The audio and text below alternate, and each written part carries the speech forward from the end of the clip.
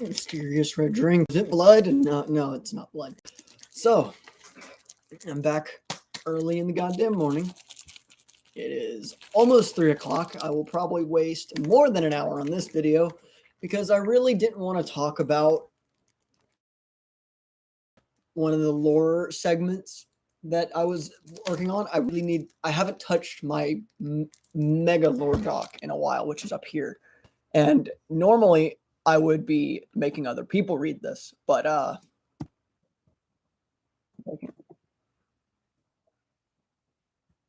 can't type and talk at the same time. But the downside, the reason I can't do that is kind of because YouTube is dumb and won't let me post a link to the Google Doc. So I'm going to basically read verbatim this doc. And this has been by no means edited properly. Microsoft Editor worked for until I lost access to that account, that school account. So while it's not the most accurate, you'll hear me stumble, you hear me try to fix a lot of things. That's just my own issues. But everything's also written in a weird order because they came into the order of how I thought they should be, how I thought of them, minus plus or minus a few things. So most of what I will be reading, I may have to explain a few things that will appear later in the doc or aren't explained properly. Also, this is going to be live streamed as it's easier for me storage-wise on my laptop, but this is a 40-page document that I really can't send anywhere. So if you don't want to hear any of this, just put me in the background. I want the views. But in a serious note, you don't have to have me on. But regardless, this whole lore doc is for a story that I have no fucking clue as to start. Because I've had multiple ideas for years. I've been working on this doc since 9th grade-ish. Like beginning of 9th grade. So it has been 4 years. This doc has been in the works for 4 years. Fuck, I'm old. Anyway, it's been for 4 years. I have basically been working on this. And in those 4 years, I have changed the story idea a lot. I've changed my story, the way I write a lot in those 4 years, the way I draw a lot. So in essence, this is going to be a trip back in time, sort of. I have gone over these before. And a lot of this, I'm going to just explain at face value and not read a lot of, because I do remember a lot of this memory because I'm that kind of autistic. I also prefer to wear shoes, if you were asking. And that was so random, but essentially,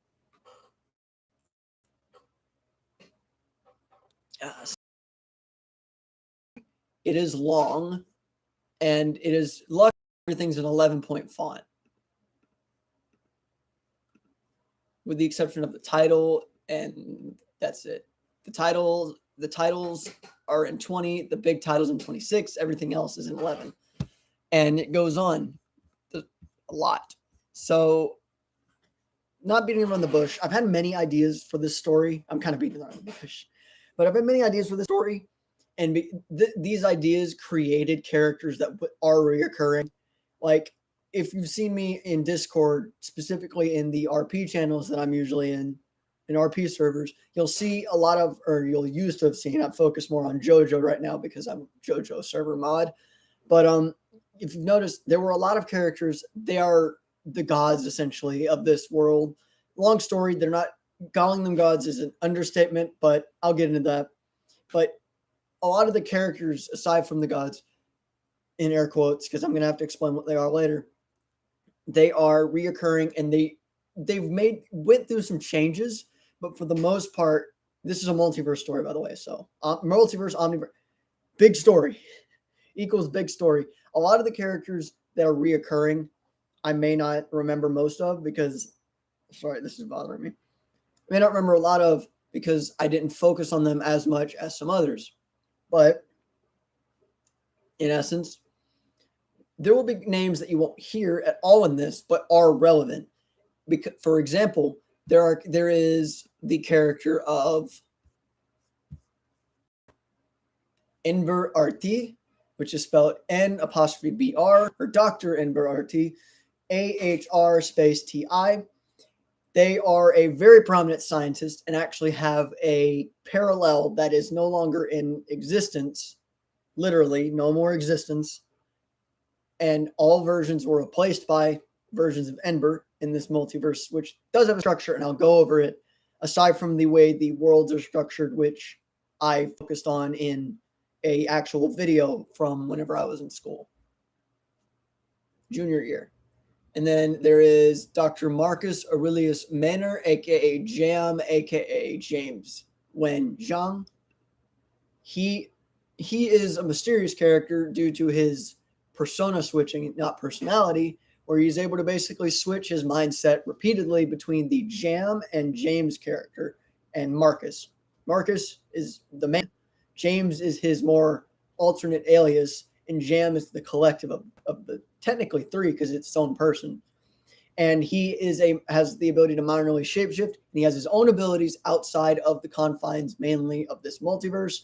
And by that, whenever I say outside the confines, I mean it is a separate lore that, while connected to the main lore, is easier explained in its own language, in its own language in sorts. And I won't explain that, but I will explain a few other things to get them started, to get this that I don't talk about as much. The first thing is the structure of how this multiverse works. Now, most multiverses exist as everything's connected, and they have their structure's more loose. This has a defined structure. Everything comes from the original 20 worlds, which are 1 through 20, if you know German. But ever since those worlds, and ever since the calamity on, I believe, World 20, in that video that I mentioned, which I won't go over the specifics, there has been a change from this multiverse. All those worlds are separate, and if you think of it easiest as a solar system, where they're all just free-floating exoplanets. And around these exoplanets are linear lines that go up and down. These lines up and down are the actual parallel worlds. The lines that don't go up and down, and they're more sporadic, they stretch out from these other lines, are what are best known as the other timelines, because timelines do come in handy. Best way to explain it was with an example from the study of contemporary celestology, which is written by Dr. N''BRT, edited in secret by Dr. Marcus Manor.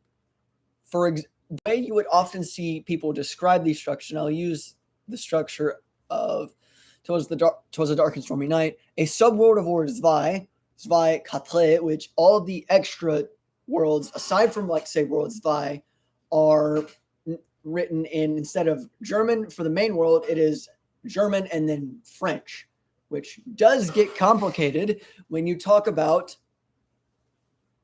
another example, aside from Zwei Quatre, which is World 1904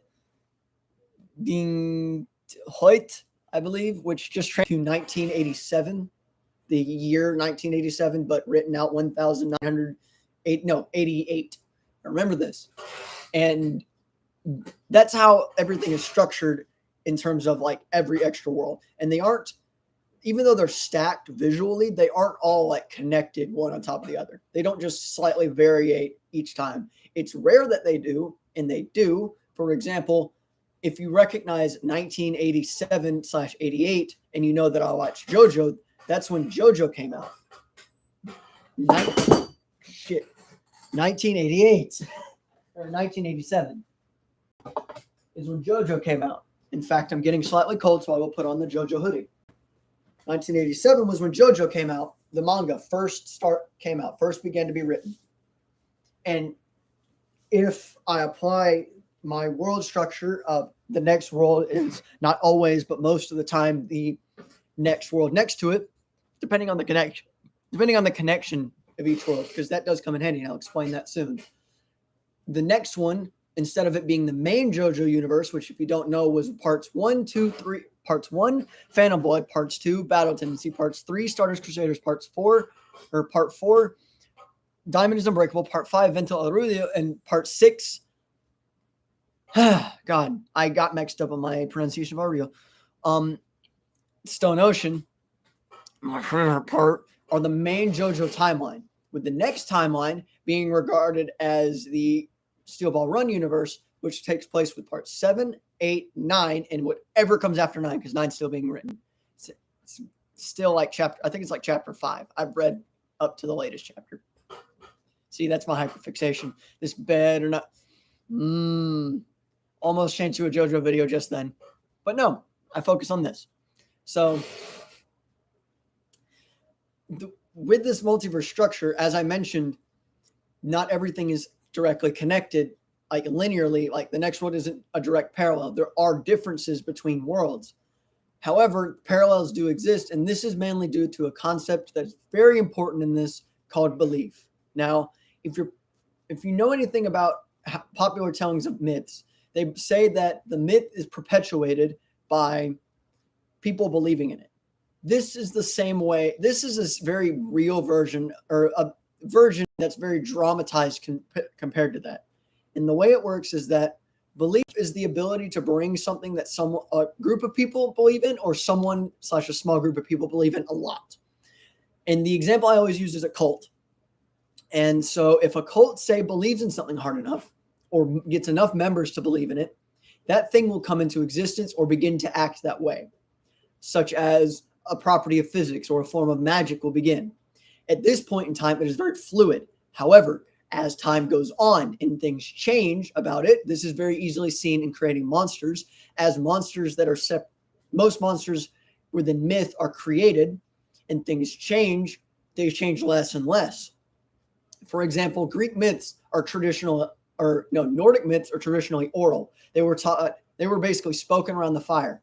But once they were written down by later scholars, and then things were read and reread and passed down through the modern ages, the common stories, the stories we all think of, the things we all think of as, say, what Odin looks like, becomes more concrete and as it becomes more concrete, it becomes harder to get rid of by snuffing out the original people, until it reaches a point where a lot of this becomes where they've become concrete concepts, or concepts that are mostly concrete, that won't go away as time goes on and won't change as much as time goes on. Now, while that definition is very concrete, the examples of what belief can do isn't, because it's a very wide system, and it's not a system of magic either. Magic works with belief, but is not directly tied to it. But belief powers most, if not everything, you will hear about. And usually if it's not influenced directly, it won't be stated. But if it's not influenced at all and belief changes because of it, it will be mentioned in the doc, I think. See, I don't pre-read my stuff, which is kind of a bad thing now that I think about it. But with most of these, I will not read the full list, or I'll read part of it. Now, at this point, I might as well just read it all, because I don't know what's going to be expected. But bear with me. This may take a bit. But let's do this. The first ever thing I wrote for this was labeled Classic Demonics. My 9th grade edge is expanding. While not true demons, classic demonic monsters are creatures created from leftover emotions when a soul is wiped clean of its emotions, with emotions prolonging in the depths of X, which is spelled, that's how it's pronounced, but it's spelled ESXC with the capital E, before eventually taking on a form catering towards said emotions. Now, that line right there, I need to change, because there's lots of nuance in it that I need to fix. But I will explain those nuances now to where they're more efficient later, or more prevalent later. Now, first is the soul, which actually has its own piece, which I will scroll down to.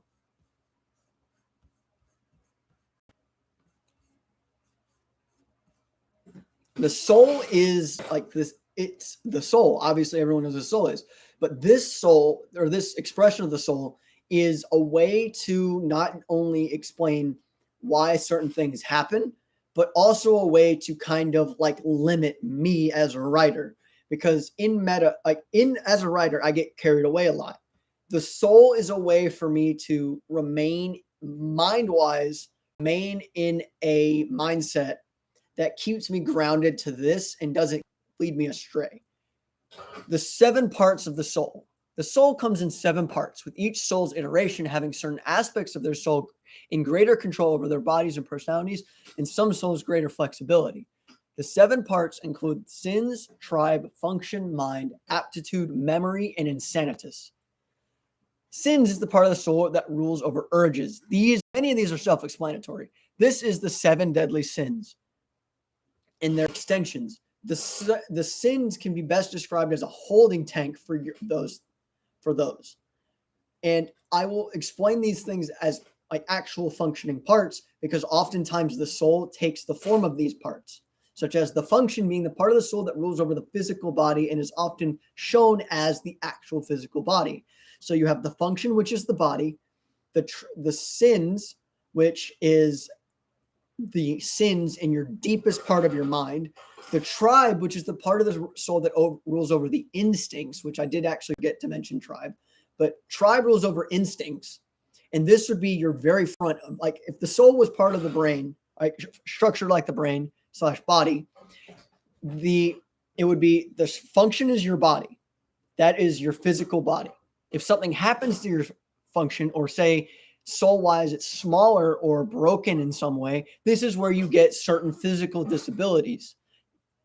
And the time it was easier to explain without all the other species that I made, but generally this is where you get most of your physical disabilities or your physical limits, such as having asthma in a human, or a automaton with a soul being limited in its physical movement, not just because its function is that metal body. The tribe is more like the heart. It is what you typically think of as the instincts. It's what you go off of. It's your tribalism. It's your thirst, starvation, fears, feelings, emotion, or feeling senses. Your sins is basically your spine, but not spine in the sense that's what everyone's based off of, but spine in the sense that it is in the back of your mind. And it also is connected to your heart, your instincts. It's in the back of your mind. It's always there.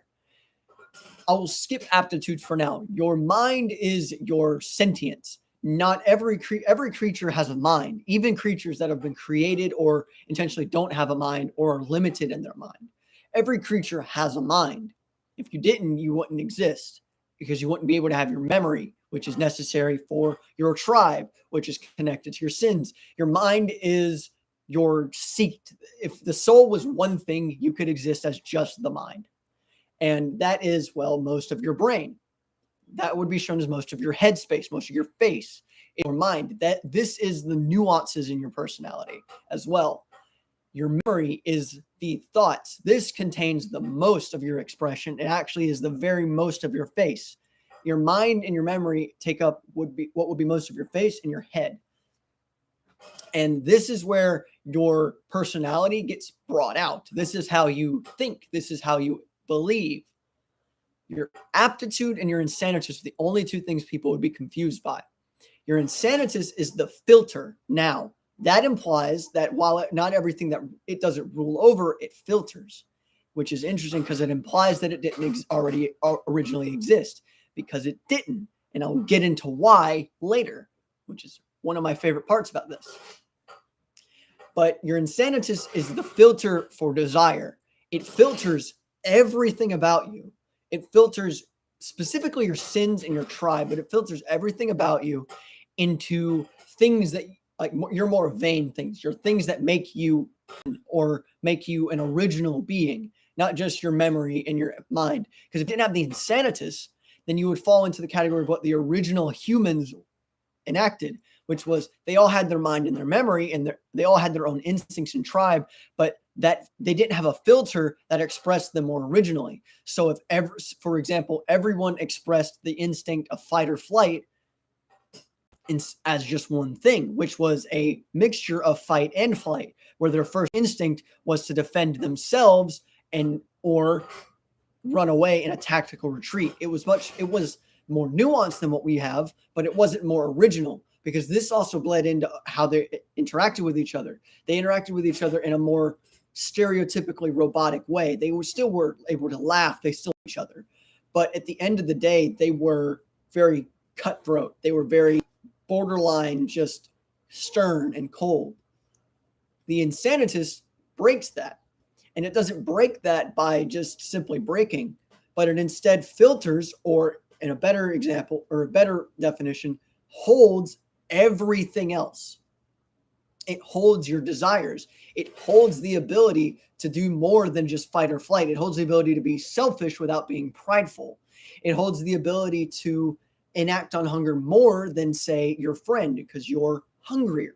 And it influences your function and your tribe in different ways. Now, because the insanitist, this goes into aptitude, which I'll mention. The aptitude is the part of the soul that rules over superpowered abilities and energies. It is the only part that can be altered as well as not exist in the soul, aka it doesn't present itself. The insanitist, because it acts as a filter rather than it acting as something that rules over, and because it's not part of the original soul, if the insanitist is broken, whether forcefully or not, in a specific way, such as it being born, say, smaller or less controlling over the body, you begin to feel more cold, more sociopathic, more psychopathic, less in control of your own body. If it's broken, then it is actively leaking a precise version of, say, your sins, or just it is actively leaking part, like your desires. It is making it to where you have no filter, but you have a filter, but everything that you're expressing is way more in control of your darker desires, your tribe, and your sins. There is a very notable group of people called the cult of insanos, which is really old, one of my first ideas, that does this intentionally to people.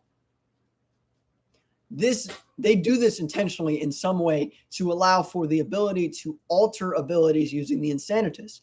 Because your insanitist, it wasn't natural, leaks, and as you force it to leak, like you're pushing blood out of a heart, it can cause actual changes to the body.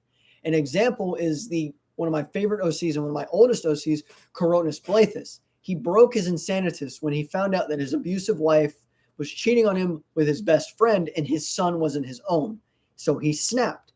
And originally he snapped and just became a deranged old man until the leader of the cult of insanos, Arthur, took him under his wing and taught him how to break his insanitist. But because it was already mostly broken, he broke it in half. And essentially, even though he broke it in half, he could basically independently squeeze it and allow for his physical body to change, which was said to be the hardest part to change with your insanitist. He could change his function.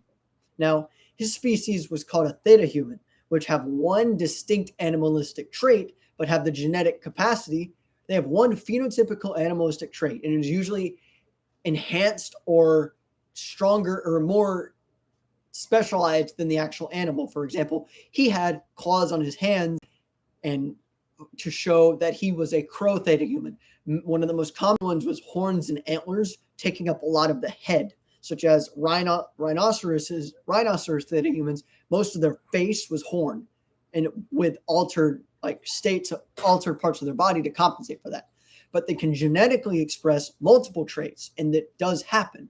But Coronis's insanitist allowed him to break his body down to its genetic components and stimulate epigenetic changes that normally would not happen. And I mention epigenetics because one of the things that theta humans have discovered is that under certain conditions, they can grow other traits. For example, they noticed that if a young kid, the theta human society, long story short, was a very dark one. They had child soldiers. If the child soldiers had a bird theta human trait, they would be able to grow wings if they didn't already have them, because it would slowly, through epigenetic changes, which is the turning on and off of genes, would manifest. And he could actively stoke this to happen, giving him a high metabolism and a very fragile body, but or a very scarable, very sickly almost body, in exchange for enhanced speed, strength, claws on his hands and feet, which were made of a specific material that theta humans are often made of, which I'll get into because it's a specific trait, which I go into, as well as growing two sets of wings, two on his shoulders and two like one set on his shoulders and one set where his kidneys are. Now, souls are not mentioned a lot, but they are the basics for how a lot of abilities function. For example, they are heavily linked to semblance, nen, stands, chords, projections, ability bridles, and basic aura. Now, that was a lot of word vomit, especially if a lot of those you don't know of. And I'll get into those later because one of those is specifically mentioned. Now, back to monsters. Monsters are born when the filter of insanitas, which shows your emotions as well as your memory, are wiped. And essentially, that wiping can be best described as physically scraping and squeezing. And that leaves a clean, so the soul has nothing part of it. It is just a mind that has no memory to go off of, so it just exists off instinct. And then all of those emotions cannot be destroyed because they are still technically part of the soul, because you can't destroy the full soul. So they are dropped into the essentially final afterlife, which is where the soul is stripped. And this final afterlife happens when the soul is forgotten to the extent to where it doesn't matter if it's an actual person or not. No one remembers it. There's no remnant of them in their world. They basically fade through the earth of their afterlife, which does exist. All afterlives exist. They fade through, they enter esks, which is I'll go all the way down to this to explain it because it is something I do need to explain. Shit, come on. There we go. Esks is when the soul begins its reconstitution or reconstruction. The first afterlife a soul goes into is one dictated by their belief. This could be anything from heaven, nirvana, fields of Elysium, or others. However, once you go to an afterlife, you will eventually fade out of everyone's mind, and your soul is reconstituted and travels to the second layer of afterlife, esks.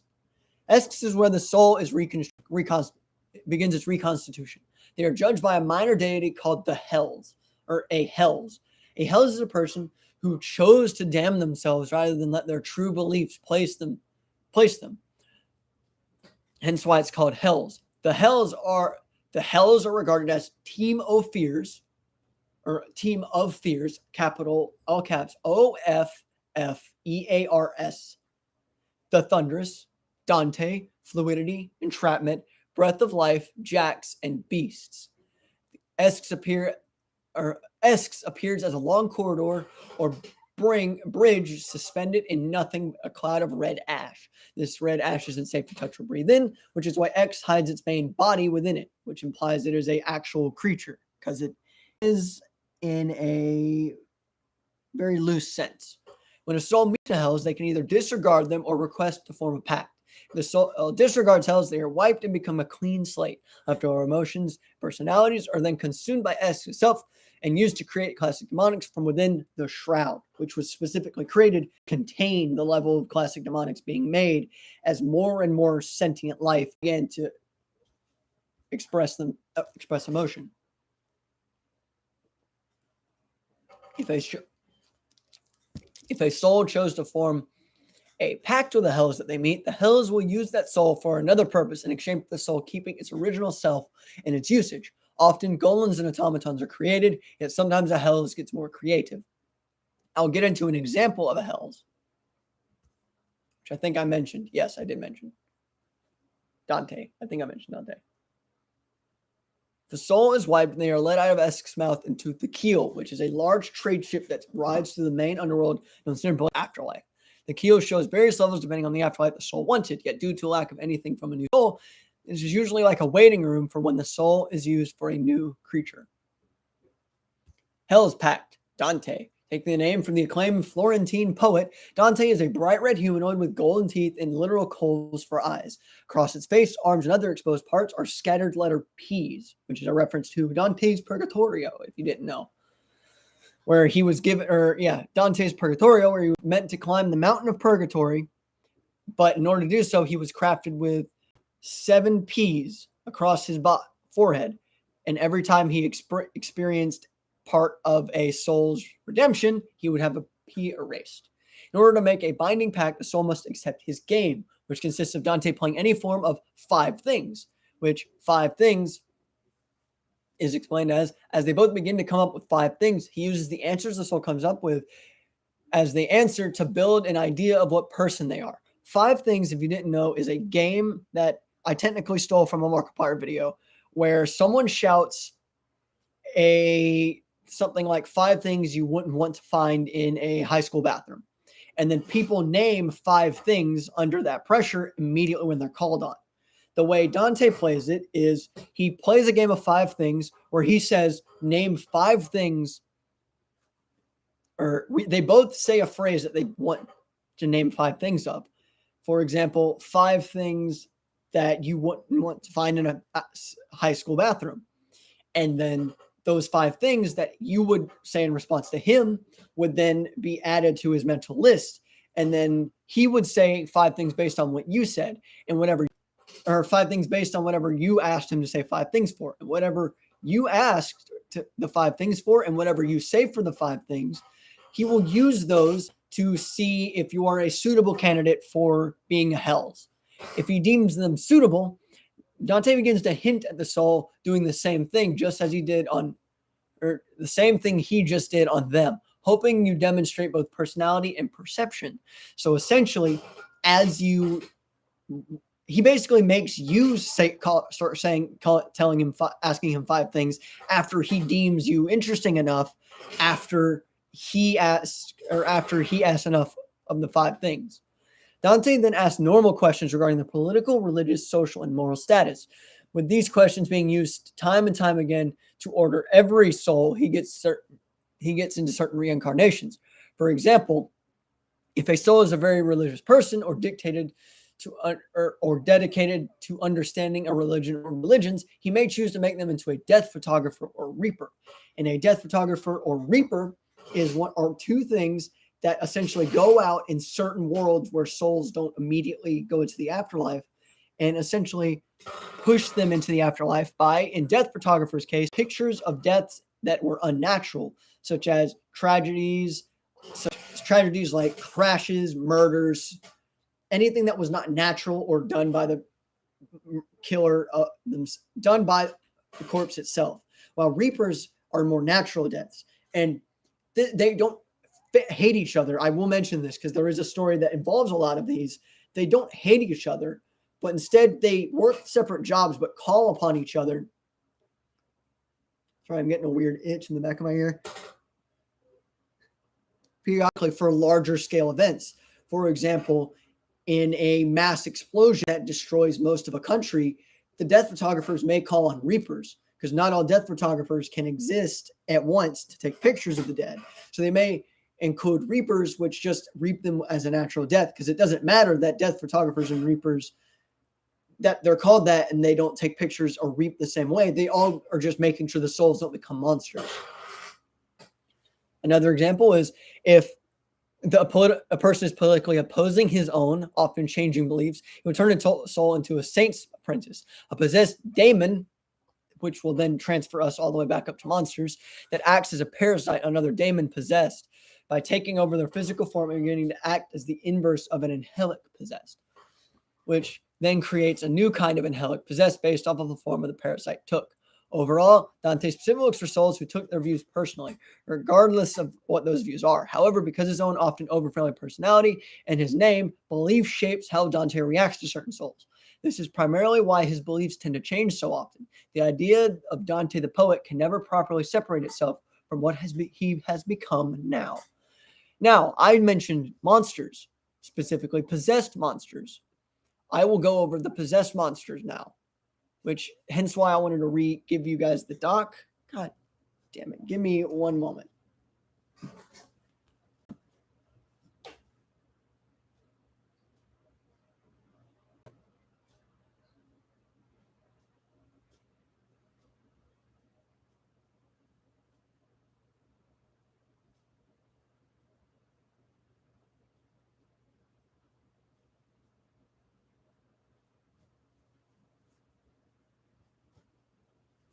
Stupid ear.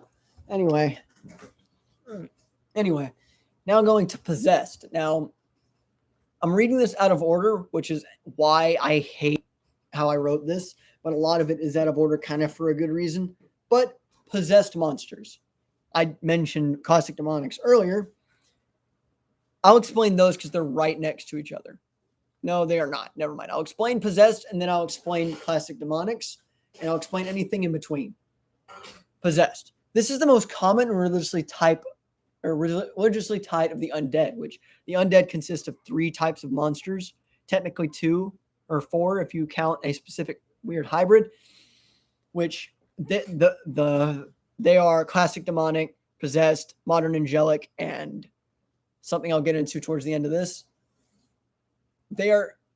They need a tether to an object, person, or realm to exist, and only change in power due to colloquial knowledge. This species could range from gods to children of ghosts or to child ghosts to zombies. The eyes, which we'll get into later, don't matter at all for power or influence. They generally aren't powerful, but they can get up in hordes and can range in sentience from mindless to, well, gods.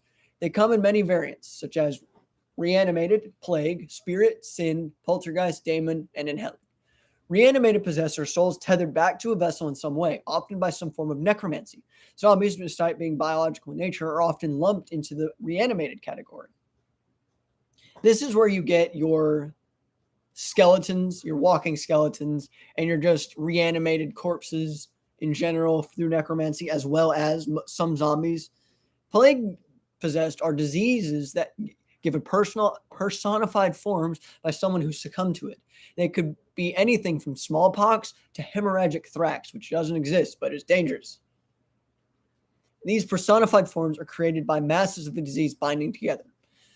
Plague borders on biological, but the reason why it's often not considered biological is because plague requires the soul to be bound to it. So it's less the fact it's the collection of the plague and more the fact that the plague is bound by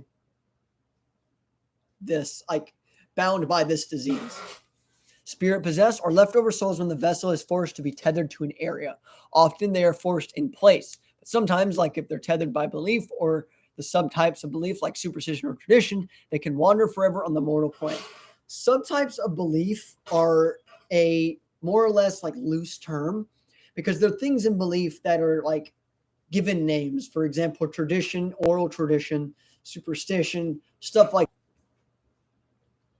Sins possessed are souls bound by one of the material sins, like the 7 deadly sins, are 4 prophets. Now, I will go to the 4 prophets now because they will be needed later. They won't be needed later, but I'll probably forget about them. The 4 prophets, the 7 sins of the 4 prophets. While the sins are obvious, being the 7 deadly sins of gluttony, wrath, envy, greed, lust, pride, and sloth, the 4 prophets are combined versions of these sins. These include expansion, dominion, and overindulgence, and false sacrifice. Expansion is the combination of pride, envy, and greed. Expansion is characterized by obsession over or intense desire to search for and or conquer land for the specific reason of having it for yourself, utilizing all that the land has for yourself. Dominion is a combination of pride, lust, and greed, and it's characterized by the obsession with controlling others for their own pleasure. Overindulgence is a combination of greed, sloth, and gluttony, being characterized by the constant need for / act of overindulging, using everything in your arsenal and crashing. So, false sacrifice is a combination of pride, wrath, and envy, and it is this act of sacrificing aspects of your or all of your time, body, and soul for what appears to be a noble cause. It is only to express an ego. Those are just more nuanced versions of the 7 deadly sins. They ultimately succumb to the sins or profit as a result and are forced to relive in that state as they died in a new torturous form. Choir possessor souls through belief became many spirit stereotypes of religions, such as paganism, Christianity, anarcho-Judaism, and many more. Often, these new forms are that of devils and the likes, but very few times do they earn the same name as their species, angelic. Now, this is a weird one, especially as we get to daemon and angelic, but essentially this is saying that when a soul dies through a specifically religious idea, not through the act of for example, I know that 7 deadly sins are a religious idea. If they died while being religious themselves of that sin, they will become a choir or possessed. But, and I meant to specify, but,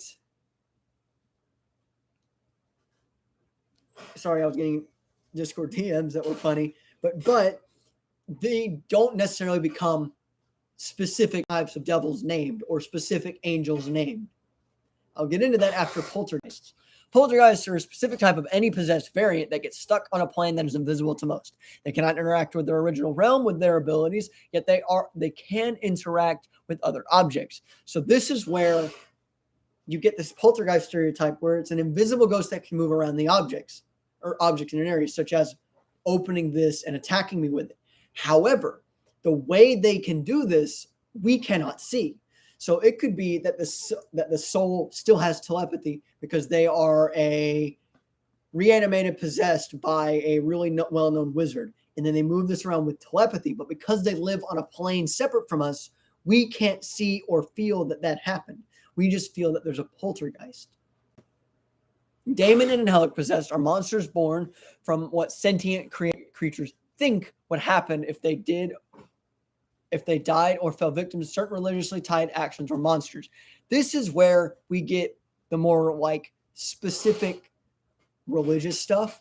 For example, if a religion in, say, my lore or just in general said, if this type of person died, they would become this. Or if a person died from this specific monster, they would become this. This is where you would get daemon and angelic. This is where you would get yokai specifically. But yokai are a special kind of daemon/angelic monster, and I'll get into why. Unlike all other possessed monsters, daemon and angelics are the exact same creature. Despite their variety, the same events that create a daemon will inevitably lead to the creation of an angelic. A Wendigo will always create a vengeful spirit. A yokai will always create more of themselves, so on and so forth. This is why I mentioned yokai specifically, because if you know anything about Japanese myth / common depictions of yokai, not all yokai are the same. They are specifically mentioned to be like certain types. Some may be of the same species, may be angrier than others. It just depends. Possessed monsters are about as varied as classic demonic and often assume traits of that of geists. I'm so glad I actually structured that. Yet physical form is more heavily based on belief, unlike the other two types. Going to the classic demonics. While not true demons, classic demonic monsters are created from leftovers. I already read this. The number of eyes in a classic demonic is in least to greatest order, with no eyes being no outward extent of power and 14 having the greatest extent. By eyes, I mean actual eyes. And by extension of power, I mean if it has no eyes, it can only use things on its body, on its person. If it has one eye, it can say, shoot out its tongue really far, like a twigget. Or if it has 14 eyes, this is more well known in other types of monsters, but they, such as Omni and historic classic demonic, but they are able to express themselves across entire like nations or worse. The extent of power is often known as the influence over others. In simple terms, is how much damage the classic demonic can do in a single attack. That is a very good explanation of how it works. This ranges wildly from species to species, only applying differently to slime, omni, historic, classic demonic. I will get into those later. There are slight deviations within species, with the main species being differentiated by appearance. Animalistic, humanoid, dismembered, and distorted species are easy to define. Animalistic and humanoid classic demonic have fixed set of eyes across different types. Usually two often manifest within people through emotional outbursts. This is where I would mention a specific one I don't remember off the top of my head. The Ranatone, which is a mixture between a frog and a salamander. But essentially, humanoid and animalistic are based off of outbursts of emotion that they are main, which is before the X came along. This essentially means when now the X is in the picture, that the emotions that create a classic demonic, one specific emotion expresses itself better over the others or while others are being expressed. This is why nuances in emotion are important. So don't just think anger, sadness, depression, but think nuances and combinations of emotion. This is a collection of, say, for example, the Ranatone is a collection of anger, specifically anger towards being defied.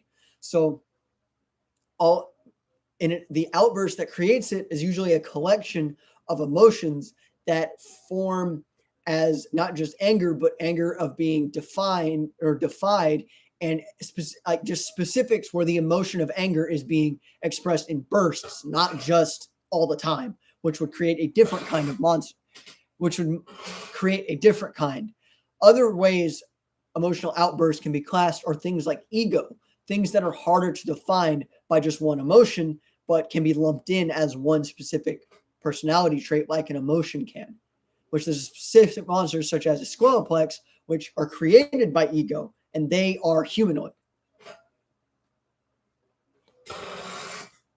Dismembered commonly manifests from very, very expressive emotions, particularly for specific parts of one's body or personality. This is when you get emotions that are tied to specific things, such as depression tied to one's outlook on life, being creating a dismembered manifestation of eyes or eyes connected to a brain. Often dismembered classic demonic are disjointed limbs combined to mimic humanoid form, or heads and broken bodies made into wild and crude figures. This isn't exactly what they look like.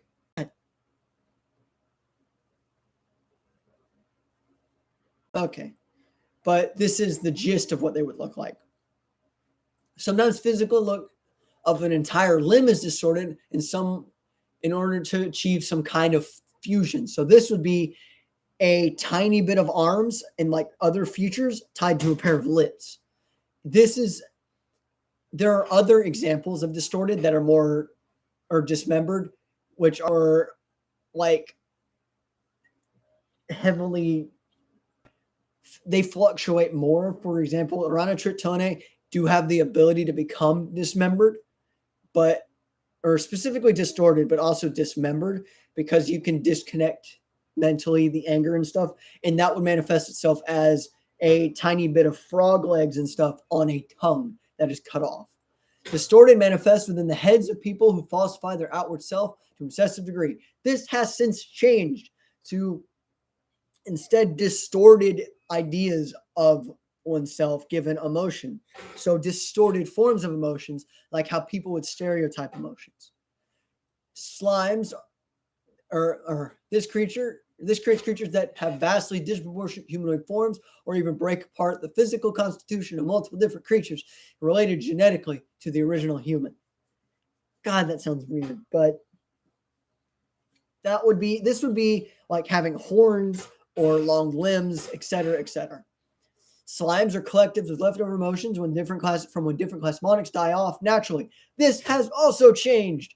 This is basically, easiest way to explain it is it's the leftovers of leftovers. They are the emotions that don't get turned into a classic demonic, because classic demonic have limited amount of emotions that can create them. So while a slime can be made, while there's an animal that's made out of anger, the slime is just anger that wasn't used.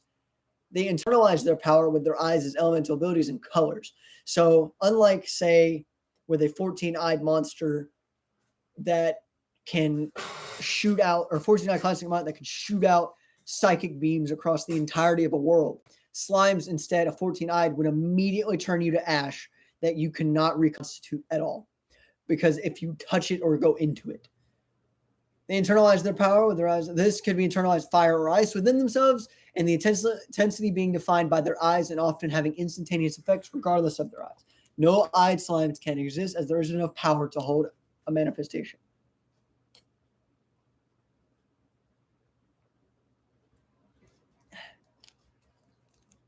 Omnis are one specific type of classic mind that exists and manifests within the minds of others as a collection of other minds, also known as the hive mind in stories from the Devil. I will get into him later. Depicted as invisible yet seen by all. This is something I should delete, but I'm not going to, because I can turn it into something. These are classic demonics that essentially have a physical form that is almost exclusively dictated by thought, and they are created by abstract thought that is just like tied to people. This is where art would come in handy. Similarly to historic classic demonic classic demonics exist past their half-life. They are often kept alive by belief in them from others, and are undead equivalent of elder species. Now, I will explain elder species later, and I need to explain half-life. I should have explained this in the doc, but I did. Half-life in terms of classic demonics and most species, which if you don't know, the actual definition of a half-life is when like something exists like a chemical in the body, and it is the time it takes for 50% of it to exist in your body or 50% of it to decay. In this context, half-life is very similar, where it is the age at which something where half of its power or half of the emotional tied to it is lost. And usually classic demonics, when they reach their half-life, begin to dwindle in power and number until they don't exist anymore. Yet some classic demonics, some specific demonic creatures in general, have their appearance or something in history that has basically been prolonged by belief. This is where we get stereotypical ideas of demons. They were classic demonics that lived past their half-life and branched off to historics and just daemon and helic, or just demons in general, how we would think of them. Classic demonics are the most diverse of the undead and are often able to be killed as if they are biological possessed. With a few exceptions, classic demonics are wild and unpredictable, often appearing like Grimm, which is a Ruby reference, which I reference a decent amount, and live off the emotions they are born with from until they run out of emotions in their manifestation and die off. Half-life. No two classic demonics can truly be alike. Even if they are dismembered from the same target, you would just have the strength to kill them. This is now where I add an extra bit of classic demonics, more than just, that was the early part. You'll notice that language will be different from how I wrote a lot of this because I have added some sense. Due to some of the more biological aspects of classic demonic monsters, certain subtypes of these main subtypes can occur. Although they are less affected by spiritual belief and eye level, the eye level scale than other classic demonics are affected by. These subtypes of the subtypes, which can just be classed as subtypes now, are Clash, that's actually one that can't, Atrocities, Syndrisms, that's also one that can't, Wisps, and Dauntless. Clash are biological fusions between two classic demonic species, or I should mention this too, a classic demonic and a biological species, classic demonic and an undead. Basically, if a classic demonic is involved within a fusion, often the fusion is between a biological species and a classic demonic. This is seen, I will actually skip ahead after this and go to a much more deeper part of the lore that involved the first humans, because humans also, if you'll notice within this entire doc, I make jokes a lot about religions, which is meant to actually be heretical in some cases, not really as hate, but mainly as a joke or as something to pique people's interest. Or you'll hear me mention jokes about specific like things humans do. Clash are an example of humans being sick fucks, because humans I'll explain it after this. I'll explain it after the rest of this. Our biological fusion between two demonic species, or as I mentioned, just a fusion between classic demonic and something else. However, clash can only be created from classic demonics that can procreate at some point. This is more seen in humanoid classic demonics, but a classic demonic will only have more accurate anatomical parts if they are born from the emotions of a more relevant person. For example, especially with people who are squeloplex, who are based off ego, that is a very personal thing. Personality traits, which often create humanoid classic demonic. If you are, say, a very notable person in the real world, your personality is more expressed in this classic demonic, and as such, it is more anatomically correct to people. This is best seen in the character in the Escaloplex of Dracula, better yet, Pope Francis. Yes, he is in this. And yes, I have art, which, holy shit, I forgot I had this sketchbook here. We get to see some monsters. Oh, yes. It's easier than showing up my phone, I swear. But Pope Francis does have an Escaloplex manifestation. No, that's Chimera Brige. I Spy, which this is what an animalistic classic demonic will look like. This is a weird one. This is one of my first ever monsters, and they're essentially flying creatures that are animalistic and distorted that naturally float up, but instead flap their wings in reverse to fly back down. That's the underside. They're like giant whales. This is an example of a classic demonic Escaloplex. Notice that this is a different language because I do have my own conlang meant for the dead, deathly, or dying. So monsters, people dying, like souls in general. So people dying before they become monsters, and things connected to death, such as death photographers, reapers, death gods, death aura. And see, there's Dracula. There's Dinks, who's one of my favorite OCs. He's main. If you notice, if I say I have a favorite OC, they're probably in this lore as like just a character, as in the main story. Dinks is one of them. He is one of my favorites. He is a violently gay, violently sadistic male, but because his personality was mostly just gay, but not very notable, he has no penis. So he's very gay, but with no outlet for it. So he's just a very angry. Think of him like an animal that hasn't had like bread in a while. He's a very angry gay male. And this is what Pope Francis looks like as a Skullplex. And I will explain Skullplex now. There is a lore doc, but I need to edit, or the lore part, I need to edit that quickly. They are a classic humanoid classic demonic that gets the distorted category, even though they don't look distorted all too much because they do have one distorted feature in their face. They have the ability to, when they grab an object that is based off of a preferred weapon that they love and are born with. For example, say they prefer spear, and then they grab a pencil. They grow and shrink their body while keeping and scale their strength to be able to wield this pencil as if it was a spear. Now, I mentioned scaled strength. That doesn't just mean, oh, their strength is small when they're small. This means that when they're throwing a pencil as a spear, they have the ability to throw it as if it was a spear. So while they throw with enough force to say, even with a dull point, just throw it and make it fly, they also throw it to where they can pierce. That is very notable because these classic demonic are known for being powerful. In fact, they often take over worlds that are highly populated because specifically they have a hierarchy where the smaller the weapon is, the more powerful you are, because in order to wield it like it's a weapon, for example, if they want to wield a power pole like a dagger, or in more specifics, a like cutting like knife for fishing, like a flaying knife for fishing, they will grow to the size to where that power pole or that tree is the size of that knife to them.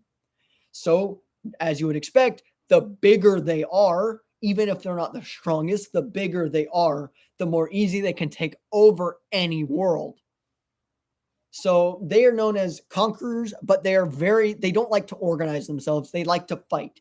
They don't like to fight all the time, but they like to fight specifically for power. And because because they're made of greed. So in this case, they were made of greed, or made of like ego, not greed. In this case, they would fight each other because of ego. Now I'm going to get sidetracked, and I know I need to go to Clash. So I will mention some of these. Clash, and usually they look as though they are a physical fusion of the two creatures. However, their natural abilities and eye level follow that of the stronger monster. Some Clash are a fusion of more than two classic demonic. These are rare, as most creatures cannot procreate with multiple partners, and often get one creature that is the combination over all other creatures. This is out of date, but essentially, Clash will breed. If a Clash can be bred, as they breed more, they will become either still stay classic demonic like, or they will become more like what they were breeding with. This is best seen in a species, or in multiple species, called Saras, and I will actually just skip to the human combinations now after Clash because it's a lot, but it's specifically showing an example with the Clash of the Saras and the Slosh, which are fusions between humans and certain types of classic demonic. The Saras are based off of, or Soras, as some would say, are dinosaurs, while the Slosh are actually insectoid. And they are morphed off of hive insects and have that hive insect mentality, even if they're based off of, say, solitary wasps or stick bugs. while Saras are just in general, they're easy to compare to with other animals like bovine cattle or fucking dogs, sex monsters. Like, I'm going to go down to that point because there's no way in hell I can explain why people do this.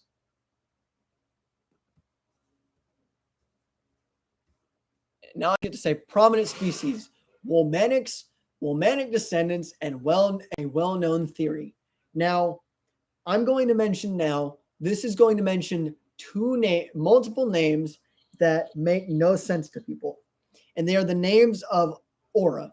Aura are create manifestations of concepts, usually four concepts that are linked in some way, and they manifest as one of three tiers: Diora and Zvira.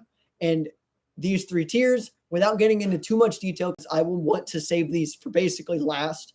Without getting into too much detail, these classifications do not determine their power. They just determine how old they are. And they basically rule over concepts such as books in general. They have supremacy over books, or in this case, the guy did have supremacy over books, or chaos, or death, or afterlife, or something integral.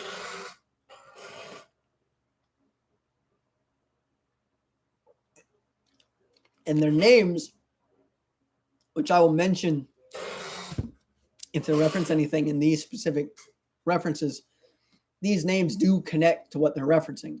For example, this first one's a quote from the Quora Fizz's actual chronicle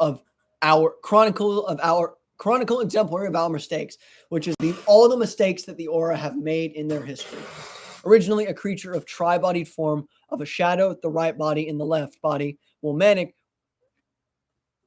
Originally a creature of tri-bodied form of a shadow, right body, and left body, Wolmanic were remarkably simple creatures. They wandered the original worlds as communal yet static sentient species. Sentient species. However, I myself forgot of what other creatures of sound mind could express through my pages. ... The charred pages spread negativity, darkness, and deceit, and the like. The worlds, causing social divides in the once united and peaceful species. And this chaos inevitably attracted the attention of Fizz. Now, pages, the charred pages or pages, were Vivil's way of creating communication. Pages in books were originally sentient, and they would read out of their own volition words, phrases, and their knowledge. Charred pages were blackened pages that were physically filled with intentionally negative thoughts, such as rumors, lies, horrors beyond our comprehension. Fizz is the Diora of chaos and is named after Apophis, the Greek or the Egyptian chaos snake in Egyptian mythology. Fizz is actually based, not Fizz, Vivel. Vivel is based off of the Greek word for books, which isn't Vivel, I forget what it's called, but it's shortened version. I remember trying to help Riff. I wanted the stars to have fun, just as she wanted, but I got a lone star from space. The star gained momentum, shattering other stars into pieces. Each star fell upon a single Wolmanic and split them in threes. Direct account from Fizz. Now, Riff was Vivil's wife and is the Diora, ironically, of religion. She gets her name from Seraph. Even though Seraph written with the RIF, which is how Riff is spelled, that's how Riff is spelled. Wolmanic were split into three forms: mannequin, man, and woman. Even though they don't represent man, woman, and mannequin either way. They represent the traditionally masculine, feminine, and androgynous parts of a creature. This is based off of a lot of myths, and the Wolmanic are meant to be that. They're meant to be that vague thing. But in essence, your mannequin or shadow is your androgynous features. These are your things that aren't specified to man and woman. They are your actual shadow. They are aspects of your personality. They're your human nature. They're things that took a manifestation that became our actual shadow and then entered a realm separate from us as we became more divided as species as well as personalities as man and woman, because those created men and women. Originally, the traditionally masculine, traditionally feminine, when they split, did not create a man and a woman. They created a traditionally masculine thing and a traditionally feminine thing because everything was intersex and they were all essentially, they had, what time is it? Because that was not supposed to sound 3:30. What the hell? 1 second.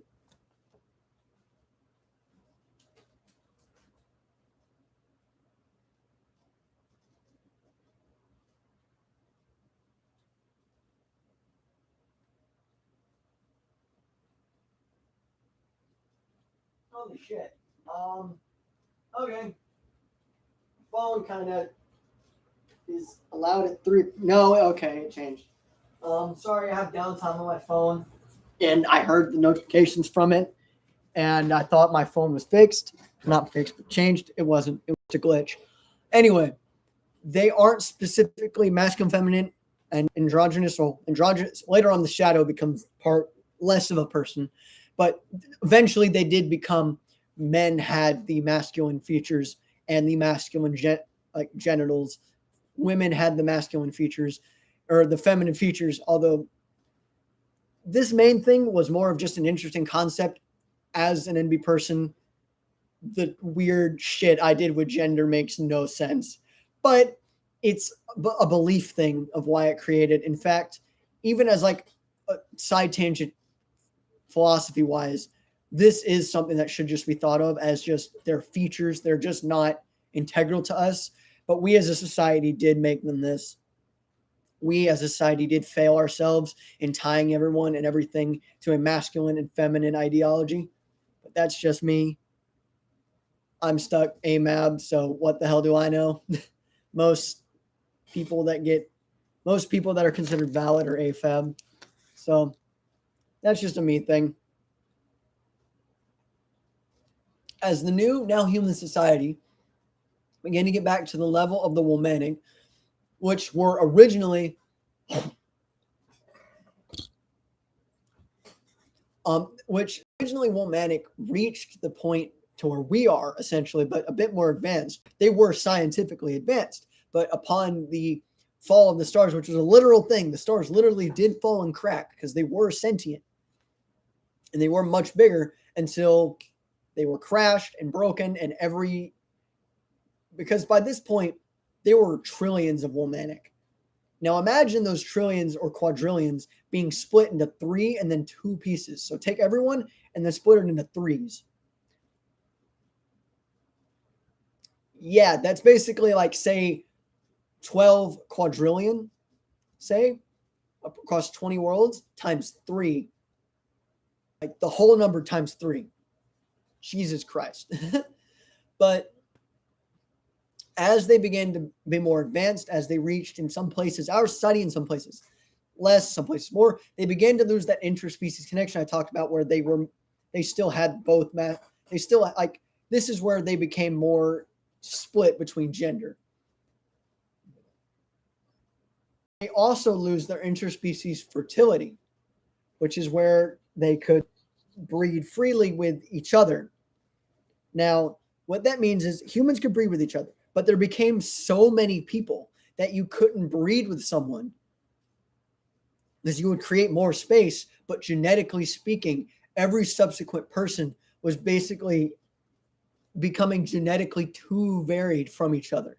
So it became the inverse, like a funnel of like inbreeding, where how if you created inbreeding, everyone was more not, it wasn't inbreeding in the sense that everyone was related to each other, but inbreeding in the sense that everyone began to breed with someone so separated that they became different species. Almost like genetically they began to become different species. Genetically, people on different worlds look like different things, slightly different. And genetically, some places even created, like a spacefaring place created alien forms of humans. In what they began to do what they wanted to do was create different human species to carry on a legacy because it became relevant in most, if not all, cultures to not breed. But they wanted to breed because they're all human with a species that wasn't human to allow for still human-like things to be passed on. This rarely worked with biological species. Even those that were sentient and allowed it, their genetics were too varied. But this was working with classic demonics. The first clash were from humans and various humanoid classic demonic species. This created, at first, regional variant humans. These were split apart from each other from every other world because each individual world or planet succumbs to overpopulation and relies on the forming I talked about. Because of this, humans began to breed themselves into other species. This rarely worked. That was an added thing.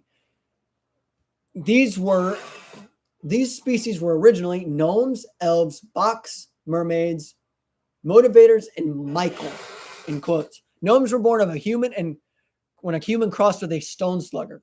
A stone slugger is a grotesque, fatty creature that is similar to a slug and a human mix made of a stone-like material. And they were able to breed. Each of these species, by the way, were able to breed for a specific reason because a specific part of their biology allowed it. With stone sluggers, they just had a very human internal system that allowed for them to essentially clash with a human, which is where the term clash with, which by the way, clash right now is being spelt with 2 S's. So clash or clash. They clashed with each other. Gnomes bred with the elves and the Noch and other just variations to create and sirens and their own as they began to breed into their own species of just gnomes separate from clash. I don't actually want to go over all of the specific like what things were created because some of these are very easy, but the elves were born from a ritual that just gave parts to nature. This was a classic demonic ritual, and then it created elves as well as originally what they were called Spriggans. Box were created, and they were able to. It was the only classic demonic class that they could breathe with, and it created sound demons, who are now known as motivators. Motivators and Box are essentially the exact same thing, with Box being just the more metaphysical form that split off between the motivators, where they were metaphysical forms of humans. These are people that exist that are like said to not be ghosts, but you can still see them. People that don't exist, hallucinations to some people. This is how we create our more mind or vocal based monsters, such as Noch, nymphs, sirens, and banshees.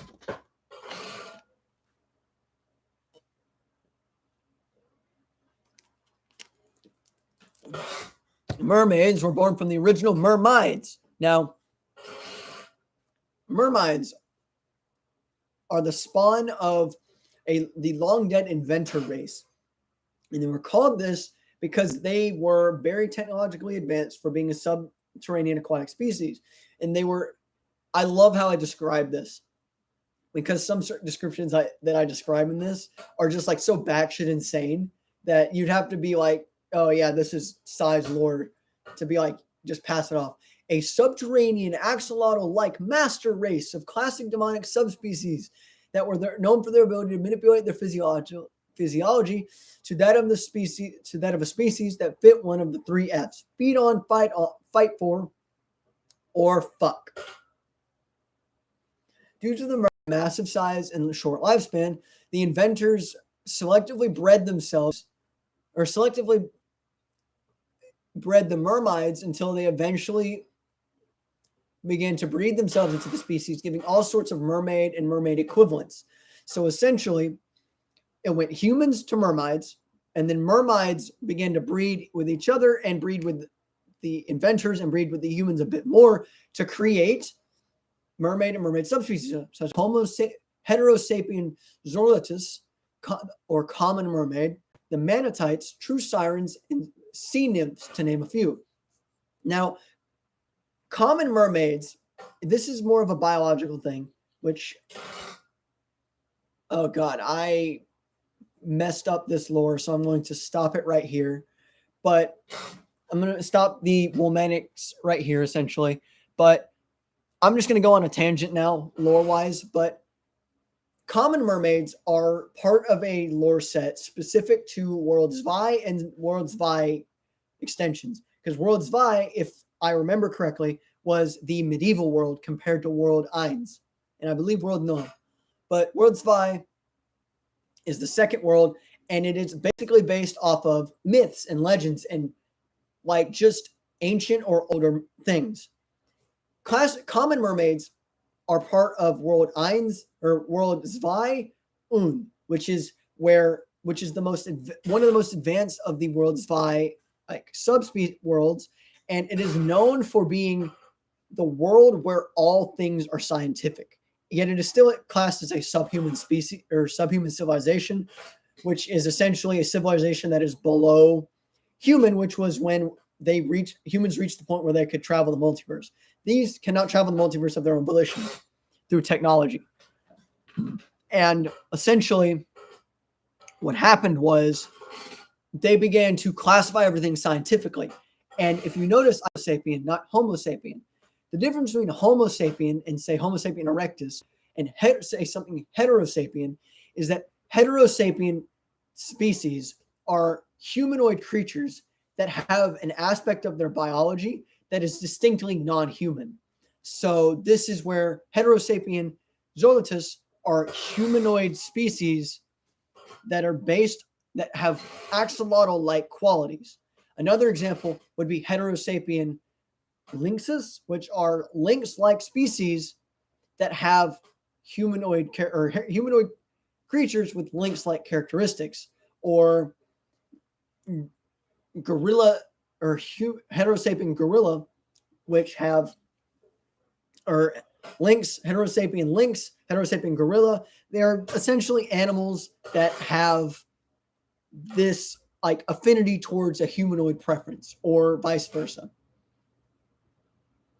That was a lot easier to explain than I expected. But I will now get into biological monsters, because there are other monsters such as modern angelics, which are very easy to explain because they were created from something very easy to explain, which is psychedelic trips.